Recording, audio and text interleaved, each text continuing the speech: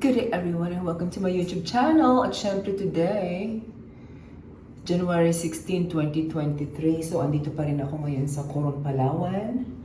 I am staying at Two Seasons Island Resort na talaga namang sulit na sulit at bonggang-bongga ang accommodation dito. Medyo may pagkamahal ya Fuentes, pero okay lang dahil sarili mo naman, you deserve it, diba? So, gagagaling ko lang kanina mag-swimming ulit. Kaya lang talagang maulan dito talaga ngayon, nakakaloka. Pero you have to make the most out of it. So, ang ginawa ko, pumunta ako dun sa kabilang isla at naglalalangoy ako. Problema sa buhok ko na to, matagal matuyo. Matagal siya matuyo. So, kaya parang tumutulo yung mga tubig-tubigan dyan. So, pinapatuyo ko siya. Kaya naman naisip ko kumustahin kayong lahat at kumustahin kung ano mga ginagawa niyo sa buhay-buhay ngayon na maulan dito. Maulan ba kung nasaan kayo ngayon? Kasi dito ngayon sa Coron, Palawan. Actually, nasa Bulalakaw Island ako. So, 40 minutes boat ride from the town proper ng Palawan. So, ang tawag dito sa island na to, dito ay Bulalakaw Island kung saan nakatayo ang Two Seasons Island Resort dito sa Palawan. Ganon! So, anyway, isipan ko na siguro lalabas na muna ako kung matingnan ng anik-anik kung ano magagawa ko ngayon.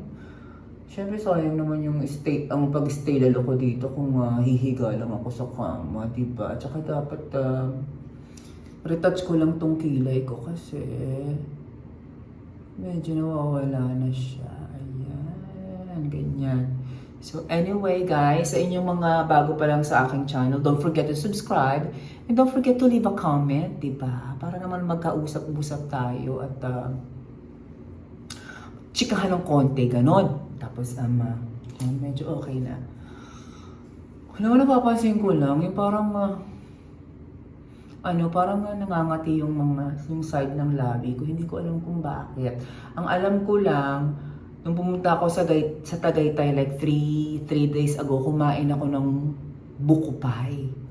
So, nangangati siya dito. Tapos nangangati rin yung liig ko. So, hindi ko alam kung allergy ba ako sa buko pie. Hindi naman siguro. Kasi pagkatapos ko kainin yung buko pie, mga naka 2 slice ako nung gabi, nangati siya dito eh. Tsaka yung liig ko, ganyan. So, hindi ko alam. Basta, so, hindi ko na nga siya gaano kinakamot kasi talagang mapapakamot ka sa kati. Alam mo yung ganong klase. So anyway, samahan nyo ako i-explore natin yung resort. Maglakad-lakad tayo kahit na umuulan. So tingnan natin kung anong mga ganap sa labas, okay? Fuck! Ayan! So ang bumugad sa atin ngayon ay ang hanging amihan na talaga namang bumubulusok. Kasi nga kalamigan. Ay, hindi naman malamig pero alam mo yung mahangin ngayon na parang kanina umuulan siya, tapos tumigil na siya ngayon. So, ito siya. So, yung harap ng aming in-stayan, ayan, tubig. O, diba? Ayan. So, tubig siya. At dito ka, maharap ka sa tubig. Sa left. Sa kabila din, water din siya. Kaya lang, hindi nila pinapayagan. Pinarningan nila yung mga tao na wag daw maliligo sa part na yon kasi yun yung yung parang saan ay ba to, parang inaalagaan nila yung mga bakawan, yung mga mangrove. Yan, yung pinapalago nila yung mga halaman na yan. So dito lang daw sa kabilang side dapat ang ating ligo-liguan. Yan, dito sa side na to. Yan, di ba ang ganda ng pagkakilaan yan. Tubig sa kaliwa, tubig sa kanan, at syempre sa gitna merong chapel. Ayan, sa mga makasalanan dasal dyan. Syempre hindi ako kasala dito, charot. Yan, tapos may grotto din tayo dito ni Mama Mary. Diyan siya. Ang ganda. So, ko kayo, itutour ko kayo dito. So, umaambon-ambon siya. Sana hindi ako magkasakit. So, ito siya. Ito yung beachfront ng resort dito sa Two Seasons. Ayan. Bato siya medyo doon. Kaya kailangan talaga meron kang sapatos para sa yung paa mo dahil duguan. Talagang duguan na dahil yung dugo mo sa tubig. Kaya nakatapos kami sa patos. Tapos ito yung beach view. Nung dumating pala ako dito, nakakita niyo mga boat na yan. Diyan parang mayroong floating tulay Eklabu. So diyan kami lumakad. Nabibigyan kami ng lay. Pagdating dun sa may reception area, sa may lobby. Tapos ito naman, tambayan. Tambayan na magka-duyan-duyan. Na kahit na umulan ay hindi mababasa dahil wala namang kutson. Kutson talaga. So ayan, o diba? Pag jumutotstra ka, edi tagus lang siya. Diba? O, tambayan siya dito sa beach. At ang napag-alaman ko, it's supposed to be a peak season ngayon dito sa 2 seasons. Kaya lang, for whatever reason, mga nasa 27 lang ang guest ngayon dito. Pero last week daw, mga nasa 100 yung guest nila. Siguro 27 lang kasi nga alam nilang darating ako. Charot! Anyway, ito yung kubu-kubuhan. At ito yung sinasabi ko sa yung duyan-duyanan. Tatry ko nga siya. Aray ko na karma yata ako. Ano may upo ko dito? Ang sakit. Ang sakit. Nung alam mo yung umupo ako na plakda, yung palaman ng kutson, kaya ang sakit. So sa inyo, napupunta dito at babalaking umupo ng pawala-wala lang. Akala ko yung ano siya made of, alam mo yung ratan, hindi pala, mukhang ano siya, gawa siya sa matibay na alambre. Aray, ang sakit. Ang sakit. Pero, hindi siya, tambayan lang dito eh. Habang nagmumuni-muni ka. Ganun, ma-chill-chill lang. Aray ko, tapos mahirap pa siyang tumayo. Aray. Dito tayo ngayon. Pagkatapos ko masakta ang aking behind. Maglalakad tayo. Nakikita niyo yung building na to. Ito nga pala yung kanilang bar, recreation, chuchuchu. Diba? So pag nakita niyo siya dito,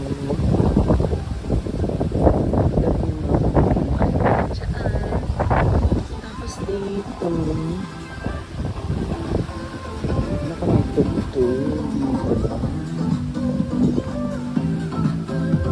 tutur ko na lang kayo ha, kasi may tugtog. So dito pwede kayong mag-chill-chill, may mga upuan, tapos mayroong billiards table. Ayan, may billiards table at sa gitna merong upuan ni Princess Urduha. Ayan. Upuan ni Princess Urduha.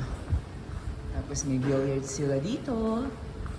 Tapos sa kabila naman ay yung dagat pa rin na kung saan sinabi ko nga sa inyo maraming mangrove na kaya bawal mga taong maglalangoy dyan dahil ano yan, inaalagaan nila yung mga halaman na yan dahil yan dyan nag-breed yung mga isda, ano-ano pong mga ano ba to, animals.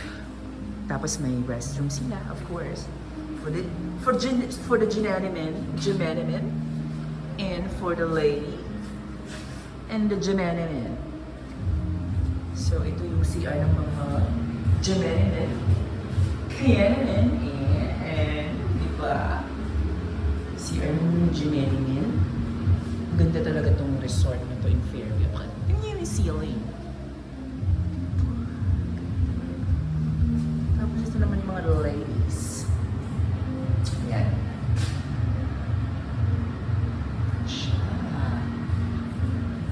So sa inyo mga nagbabalak dito, at least meron kayong idea kung ano yung makikita nyo dito.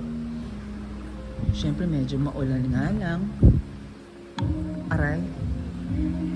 Tapos ito yung bar nila. Kanina umupo ako dyan sa side. Ayan.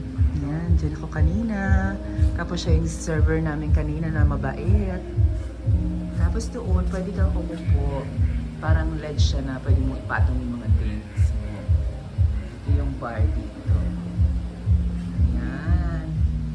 Ano name mo? Sina? Christian. Si Christian. Yan, si Christian ang ating magaling na bartender dito kung saan gabi-gabi nyo siya makikita. Gabi-gabi ka ba? Minsan lang. Pero bartender ka talaga? Waiter po. Waiter. din naging bar. Pwede natin hinaan yung tugtog na. Ano ka na dito? Matagal ka na dito? 4 months. 4 months. O, di ba? Tapos dito siya na, nabalitaan ko na pag ano ka daw. Okay ka lang mo ma-interview? Kasi dito daw, piling-pili lang daw ang mga empleyado. So, ibig sabihin, si Christian nakapasok, magaling itong magtrabaho para makapasok siya dito. So, ilang oras ka magtatrabaho ngayon? Simula 5 po din. Siguro hanggang 10 lang naman. Oh, lalaban ka dyan. 5 to 10. Oh, super energy yan. Ano naman, tumalakas din. Paggabi. Hindi naman parehas. Minsan, nasa sulo sila, nasa dining po. Sa dining? Yes po. Pagka-summertime, maraming tao. Yes po. Ano yung pinaka ino-order ng mga babae? Kadalasan po, piña colada po. Oh, Yes po. piña colada. Oh. Mga naman, please. Tas ano, mga lalaki, ano naman? Kalimitan po kasi yung mga shot sa kanila. Ay, shot. Yung mga like tequila. Vodka. O mga tequila to vodka. So, gusto talaga ng mga lalaki, mga matatapang, di ba? Pero yung mga babae, piña colada lang. Slight lang, di ba? So, mag-iikot lang ako, Christian, ha? Okay po. Sige. Balikan kita mamaya pag may time pa ako, ha? Sige. So, ito mag-explore pa tayo sa kagandahan ng Two Seasons. Ito nga pala yung kanilang pool. Diba? Ayan. Medyo umaambon nga lang. Ayan. Kakayanin ko ba hanggang sa ano? Nila. Medyo maulan. So, pero walkable naman mula dun sa mga bungalows papunta sa pinaka-reception area tsaka dun sa Sulu restaurant. Siguro mga 5 minutes. Pero ito yung maganda. Diyos ko, ano ba yan? Parang bumabagyo yan. Lagi nga. So ito siya. Yan. Tapos may tulay-tulay na parang dun sa movie ni Mulan. Tapos ngayon, Mulan. Tapos ayan naman ang beach side. Kasi ito mga ano rin siya, mga bungalow, ek lavu. Yan. Pero doon sa pinag-stayan namin sa likod, beach na talaga siya. Kaya lang kailangan mo magdahan-dahan kasi nasa yung beach na bungalow namin. Parang nasa cliff. So parang nalaglag ka, pilay-pilay ka. So hindi pwedeng basta-basta ka na lang pupunta doon. So anyway, pag ano ka nga pala dito, pag nag-check-in ka dito, libre na yung mga clear kayak, tapos yung mga hindi ko lang alam dun sa may paddle board, tsaka yung banana boat, kung ano ang exit nila, kung babayaran mo ba. Pero pagkakaalam ko yung clear kayak na yan, na nakikita mo. Ayan. Ito yung banana boat. Na kung saan pag sumakay kayo ng mga kaibigan nyo ay talagang hampalis kayo sa putik, di ba? Ayan siya, hindi ko alam kung libre siya, tapos may paddleboard, hindi ko rin alam kung libre yan. Pag alam ko, itong clear kayak na ito ay libre courtesy of Two Seasons. Alam mo, kahit umuulan, maganda pa rin ang panahon dito at hindi siya malamig. Hindi siya yung mahangin, so hindi talaga siya bagyo. Ganda, ang ganda dito guys. Pag ipunan nyo, experience nyo kahit mga 2 days lang kayo dito or 1 day, experience lang siya, di ba? Ganda siya. Worth it. Wala yung sa mga gustong mapag-isa o ayaw sa maraming tao, ito ang maganda kasi malayo kayo dun sa mga maraming mga tao. Tapos ito yung pinaka-reception area nila, lobby nila. Dito nila kami i-grenade at sinabitan ng lei na gawa sa mga kabibe at kapis. May kapis yata igawa sa kabibe. Ewan ko ba kung ano itong sasabi ko. So, ito yung pinaka-lobby nila. Pag pumasok ka, ito yung makikita mo dito. Ayan. Ganda, diba? Yan siya. Lobby ng Two Seasons. Tapos dun sa kabila, meron silang napakalaking mapa ng isla. Mga isla na bumubuo dito sa region na ito. Sa lugar na ito ng Palawan. Yan. Tapos doon meron silang dambuhalang Kabibe. Diba? Ang laki niya, no? Kano kaya kalaki yung perlas na nakuha dyan? Laki-laki niya. O, diba? Malaki siya. Malaki talaga siya. Isang dambuhalang salamin. Pak! Tapos meron din silang yung reception nila. Yung hotel, yung restaurant at doon banda. Reception nila na napaka-creative. Napaka-creative ng design. Actually, gawa siya sa yero. Pero para siyang yung, alam mo yung mga rock formation dito sa Coron, Palawan. Napakaganda ng design. Tapos, kung gusto mo naman mag-shopping, meron sila ditong maliit na boutique. Ayan. Kung saan pwede ka makapamili ng kung ano-ano. Yan. Medyo may kamahalan ang mga channeling dito gaya nitong maliit na bag, 2,500. Pero bumili ako kahapon ng isa. Kahapon bumili ako kulay green. Tapos itong mga sombrero nila, 500. So, pag pupunta kayo dito, siguraduhin nyo yung mga gagamitin ninyo sa beach, nabili nyo na sa kung saan man kayo naroroon. Kasi ito talaga pag emergency lang. At syempre, alam mo naman, nasa isla ka, talaga mapapamahal ka sa mga bibilihin mo dito. So, huwag syunga-syunga pag pumunta dito. Pero din sila namang mga kung ano-ano, mga toothpaste, mga Listerine, mga Modest, ganyan. Pero, hindi ko lang alam kung magkano price. Pero for sure, hindi kagaya ng mabibili mo sa mga tindahan sa labas. Kasi nga, nasa island paradise ka. 40 minutes away mula sa city, mula sa town ng Coron pa. Tapos meron din silang library. Meron silang Coron Palawan Bird's Nest. Ang laki, diba? Ang laki. Yung mga lumilipad na dinosaur yata ang nangingitlog dyan. Tapos, ito yung talaga. Genius ka. Yung gusto mo marami kang alam. Dito ka, basa-basahan. Well, hindi ako yun. Hindi ko gusto ang nagbabasa. It's not my thing. Madali akong bored sa pagbabasa. Yung library nila. Tingnan ko nga sa loob. Bukas kaya? Ay, bukas. Oo, diba? Para ka lang pa-final test dito. Final examination. So they have different books about animation and kids, action adventure, comedy, documentary, drama and romance, horror and suspense, and others. And then yung iba naman variety, dito mo makikita yung mga iba't ibang mga books. Ganda. Anyway, napasyal ko na kayo sa library.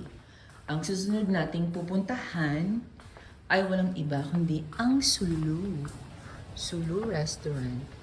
Meron din sila pala ditong clinic.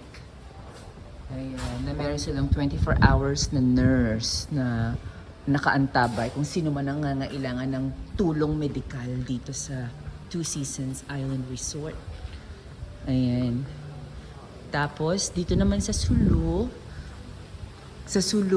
restaurant, pupunta tayo kung saan libre dito ang breakfast. So, usually buffet ang breakfast, pero ngayon kasi nga, mababa yung census nila, like 27 guests lang. Kaya nag-a la carte kami kanina. Kasi mababa yung census nila. Pero usually,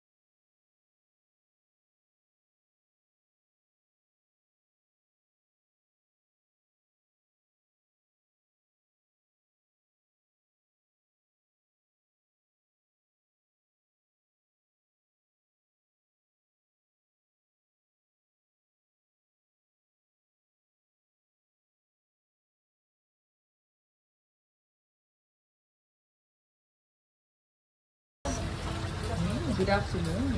So regarding sa Bukas dadaling kami ni Erickson sa Pearl Farm. Oo. Kung saan, dito lang sa Pilipinas. Kasi di ba pag bibili tayo ng pearl, bilog lang siya. Yes po, sa ibang pearl farm po, mayroon po silang mga black and violet po. So dito po karamihan po sa Hickory. So mayroon po tayong gold, din may mga design po sila. Kung gusto niyo po yung heart, so mayroon po sila. Yung ibang pearl farm po hindi po sila nakakagawa ng ganun. So, Sila lang po. talaga. Yes. Anong pangalan ng farm? Hickory pearl farm po. Hickory Pearl Farm, kung saan ang may-ari is Japanese. Yes, so South Yan. Sea po siya. South Sea. So kung pupunta kayo dito sa Pearl Farm, 300 pesos ang entrance. Yes po.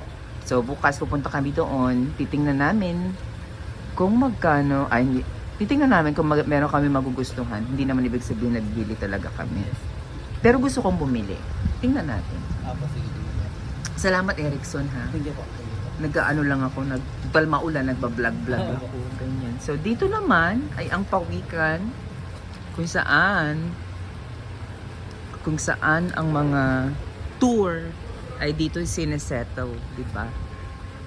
Dito sa pawikan, yung iba't ibang tour gaya ng diving, different island tour, at saka ano pa, Water sports. water sports, lahat dito nila ginagawa dito sa Pawikan office. Ayan. Anyway, tapos na ako kumuha ng video. Babalik na ako sa aking kwarto. Sa inyo guys. Naumantabay. Thank you, Erickson. See you tomorrow. At syempre, natapos ko nang ipakita sa inyo yung dapat yung ipakita. So sinasabi ni Erickson sa akin na yung brown na bangka na yan, sasakyan namin yan bukas para sa aming beach escapade at sa Pearl Farm. At syempre sa inyo guys na andyan pa rin, don't forget to subscribe and don't forget to leave a comment ha. Sabihin nyo sa akin kung nakapunta na kayo dito sa Two Seasons Island Resort here in Palawan at kung anong experience ninyo, di ba? So, anyway, matulog kayo na mahigling mamayang gabi. Sana hindi na dito umulan ng bonggang-bongga. Once again, it's Magica. Subscribe. And don't forget to click the notification bell para update kayo sa aking mga chika. Okay? Babush!